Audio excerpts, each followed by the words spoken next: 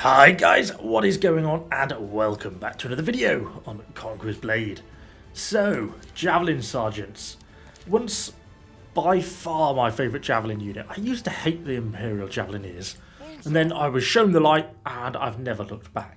But along with the Imperial Javelineers, these Javelin Sergeants recently got a mastery line. And I was going to go down the Imperial Jav mastery line, blah blah blah blah, and then I thought, well, this seems like a good opportunity to go back and check out what the Javelin Sergeants are up to.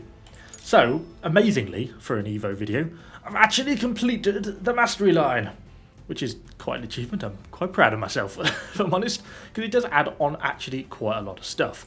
Before we dive in that, I suppose we should have a quick look at the unit's base stats and how they work.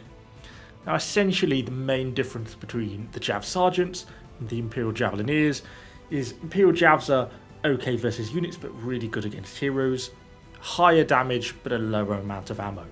These guys have a lot more ammo, a few more javelin throwing abilities. They essentially get a double shot throw, which is on a separate cooldown. So it means you can basically put down a higher number of javelins, and they have a much higher base ammo. So it can make them kind of more effective against units. Now I've gone down the top line here, essentially for the double shot. I think it's a really nice ability. And, oops, that reflects, we've lost them, in the unit mastery line as well. They do get increased damage, but there's things like the double 20% ammo increase, which is really nice to have. Every javelin kill will restore to ammo. So not only are you getting a higher amount of base ammo, you're now also getting the fact that you can get ammo back by using it. On top of that, we also get now javelin block break increase and a 500 point damage increase against infantry, which is certainly pretty nice. Now this final one, as far as I can tell, is only activated on the one ability. Now someone might be able to correct me on this. I'm sure people probably have done testing. As I'm saying this, I'm thinking that I probably should have gone over to the testing Discord and actually found this out, but it wouldn't be an Evo video if it wasn't poor quality. So I think this only works on the one ability, so in reality it doesn't really get used very often. At least that's my understanding of it. Other than that, doctrine-wise, we've got a few nice Javelin doctrines, increased unit damage just for the base increase in flat damage, and of course it's also nice to input that damage against units, because that is the main target of this unit. Yeah, you can kill heroes, but killing enemy infantry, that's the main thing. Obviously, Siege Fighter Doctrine, Epic Javelin Doctrine for that armor piercing and extra damage, the Attack Doctrine, which is giving me that extra block break, combined with the block break in the Mastery Doctrine. And of course, we managed to get actually a tier 5 version, which gives me even more damage and a little bit more ammo, just in case we're worried about running out. So anyway, waffling on more than enough. Let's hop into some battles, and let's see what we can do with these Javelin Sergeants. So we kick things off on Warfort. Not a particularly amazing game, this one, but I feel like it's really my average game and kind of average game problems that I tend to have. Despite this, frankly, terrible shot at the start, well, we don't really hit anything. Good job, Evo. But anyway, enemy pushing in on the left-hand siege tower. So I'm kind of just trying to wait at the top, trying to decide what they're coming in with. But I also know we're being pushed from the other side, so I don't want to just stand on one side waiting for the enemy to make a move when they're actually coming in over far. So we're going for a double shot into a nice clump, get ourselves an easy 20 kills at the start. And that kind of shows the damage output of these guys. It's actually really high. They really can do a lot of damage. Few little iron caps end up breaking through, not really a problem for us to deal with. Few infantry like that really is fine. But it's really nice when you get these sort of big clusters you can just throw into. You can just lob in, bang, and it's like another 10 kills. It's quite easy to get damage like that. I'm trying to keep mobile for the Drebs, although it really does nearly catch us out there. And we still actually lost a few of the unit and a lot's damaged. But anyway, as we come back round, our team's cleared out the left tower, but actually they're now starting to push in quite hard on the point, or at least a few. Ideally, I would have used a 4 here, but it wasn't available, so we just go for a little normal 2 on the enemy hero on the point, and it gets enough to kill him. You're still going to be hitting enemy heroes for sort of 3,000 to 5,000 damage per javelin. You're not going to get that many javelins onto them to get a kill. It's not as good as the Imperial Javelineers, but you can kill heroes pretty comfortably with this unit. Anyway, main enemy push starting to build up, come around with the double shot. Really nice damage as we just lob into the cluster, takes us up to 40 kills. But then we start to get pushed from the other side, and we get some enemy berserkers coming up. This is when we try and go for a javelin throw in, we don't hit the enemy hero, get a couple of enemy heroes loaded into us, I just didn't feel I could escape that situation, and we lose the unit. And that's kind of how most of my games go. You can get that really good burst damage, but I tend to always end up getting eventually caught out of position, and once you are, the unit has no sort of melee abilities at all. So next up, we move over onto the Viking map, Highlands Ford.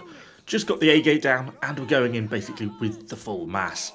And essentially, I'm just looking to get set up to throw into this massive blob we've got down here. And yeah, double shot into this is just lovely. So much damage. Pretty much every javelin scoring a hit. Pretty much straight up 16 kills straight from the off. And that's into obviously melee, range, and just the whole cluster of stuff that stood at the back there. It's really sort of nice damage here, 25 kills.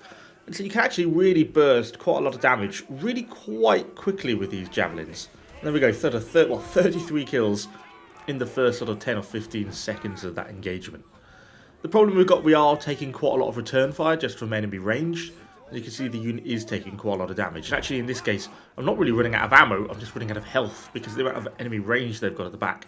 I'm trying to make my throws sort of go a bit deeper into the enemy lines, but not necessarily all that successfully.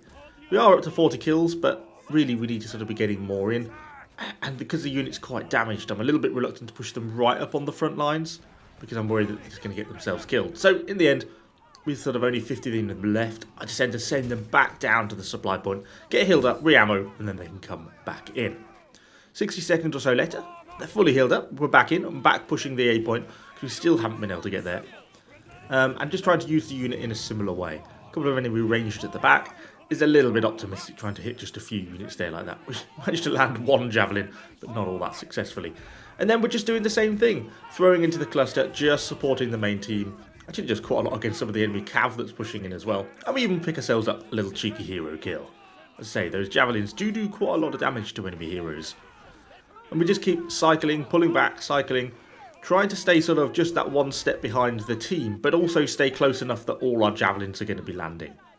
So we get ourselves up to nearly 70 kills, and we just keep cycling this, just cycling the abilities. As soon as they come off cooldown, we're getting them on.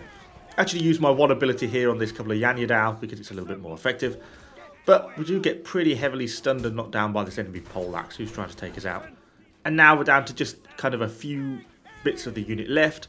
And this is where I think sometimes people go wrong, in the sense that this unit is basically done now.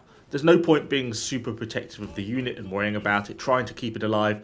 The unit is dead, you might as well just get rid of it, because the problem is you just end up wasting your time and you're wasting your potential damage by picking up a second unit, unless this is going to be your last unit in the game. But for me, it's not.